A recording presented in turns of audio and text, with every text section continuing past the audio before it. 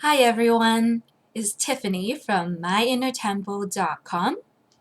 Today I want to briefly talk about why does doing shadow work on ourselves help us heal, help us integrate, help us alter our current reality, and allow ourselves to align with the future life path that we wish to experience. In the third dimensional perspective, time is in a linear fashion. However, as we moving into the higher consciousness, we now understand that time does not exist. Your past lives, your current life, and the future aspects of yourself is all happening at the same time. You can think of it as the ocean wave. Each wave is a lifetime. The smallest movement touching one wave can affect the other waves that is on the ocean. Yet all waves are connected as a collective field. I specialize in past life regression and shadow work. But the basis of these two healing modality is very similar. Past life regression is accessing your Akashic records, going back in time, past lives, seeing where some of the lessons that you might still need to learn or resolve from the past. But we are in this lifetime right now. So I think it is just as important to heal this life to also heal the past lives. Our future selves are a very helpful resource to give us guidance along our path. But at the current self, we want to heal what has happened up until this point in your life that is perhaps not for your highest good. In order to become light, you must master the shadow, going through the darkness of the tunnel, arriving at the end where there's pure light. In order to be a light worker, we have to be a shadow worker. We must integrate aspects of ourselves in order to shine your light for others to connect with. So for example, if we look at a current memory in your lifetime right now in the childhood, there's this segment of memory that's causing you pain, and as a result of not healing it, not reintegrating it, it is vibrationally attracting similar experience one by one for you to draw your attention to this unhealed aspect or unhealed timeline. When we want to, clean out our backyards, we want to clean out weeds from the root. So we want to go back to the root trauma memory that caused the subsequent experience. A lot of times we don't even remember or is clear on how these memories are connected to our current self. For example, your computer, yes, you see Google Chrome, you see iTunes, but there are many background programs that is running in the back that you might not be necessarily aware of. But it is necessary for the computer to function right now. Very much like a reflection of humanity right now. Why do we have so many waste on Earth? It reflects what we're feeling inside. The plastic cup that we don't want, we threw it away. But just because that the cup is no longer within our awareness doesn't mean that it is not still floating around somewhere on Earth. It still exists, just that we consciously decided to not pay attention to it, but it's there. Or like when you're cleaning out your closet, you find items that you've never even seen before. They're like, oh, I didn't know I had this. Very similarly to memories. There are suppressed memories deep into our subconscious that we might not even be aware of. So we want to dive deep, go back to the root memory in this lifetime that's causing you any blockages or any pain, and to resolve that memory.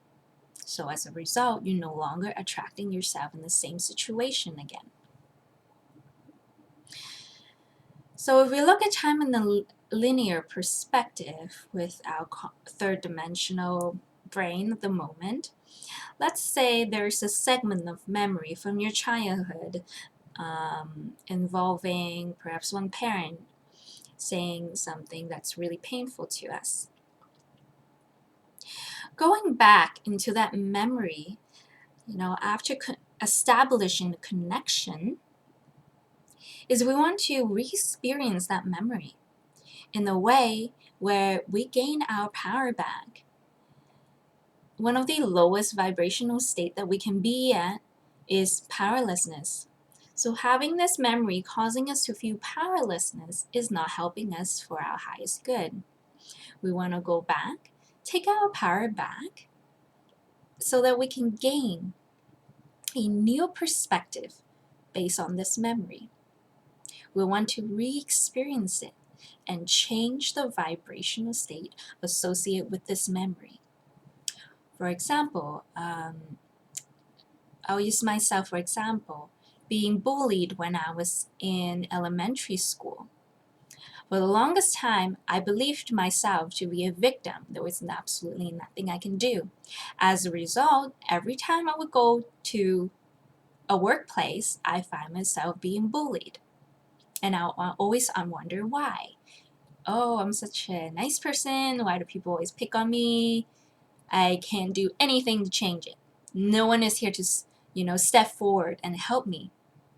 When I started doing shadow work, I realized that the first time I got bullied, I felt the same way. I felt powerless. I originally wanted to befriend my bully, but for some reason she didn't like me and told the whole class not to talk to me. And also, when I was reaching out for help to the teachers and parents, no one did anything. So I had to just deal with it on my own and cope with that experience. So at that state of being powerless and having no help, as a child, now manifest that same feeling over and over again down my life in this current dimension. By going back and establishing that connection and healing that memory, reintegrating it. Basically what we're doing is, I'm going biologist here, if you think about a DNA strand, you're slicing a part of that DNA, giving it back to Mother Earth or the universe to transmute that energy. But now you're consciously taking a new section of the DNA, plugging it back in, and as a result, changing the whole structure of that DNA. Very much like your lifetime right now. Taking that section of the memory, instead of holding it and identifying it, like I'm always going to be bullied, I am unable to, take control of my reality. I now take that vibration, take those thoughts, consciously resolve the memory. We're not just slicing it and removing it. We're looking at it in the conscious, with awareness, with compassion to ourselves, giving ourselves unconditional love and presence, healing that memory, and consciously slicing it back out and consciously putting a new vibrational thought into the section. So it's not say we're ignoring the memory or we are altering that memory itself. We simply bringing our higher perspective and looking at that timeline, and as a result bringing in the higher consciousness and vibration into that time-space reality. And as a result, now I don't find myself being in those situations anymore. So if you think about shadow work this way, the more we resolve, slice out those memory, and the more we bringing in our higher consciousness and vibrational state. As a result, you find yourself aligning more and more with your soul purpose. Very much like what has happened to me. I was actually very shy, and I still am, because I'm still working on myself and still integrating parts of myself and doing shadow work on myself. But how am I able to now find out exactly what I want to do in life, and how am I able to even make these videos? These are not edited. I would have never thought it would be possible 5 years ago. Is by doing these healing on myself that I now arrived to this point where I am in the current state to do what I needed to do to align myself with the soul purpose that I wish to experience.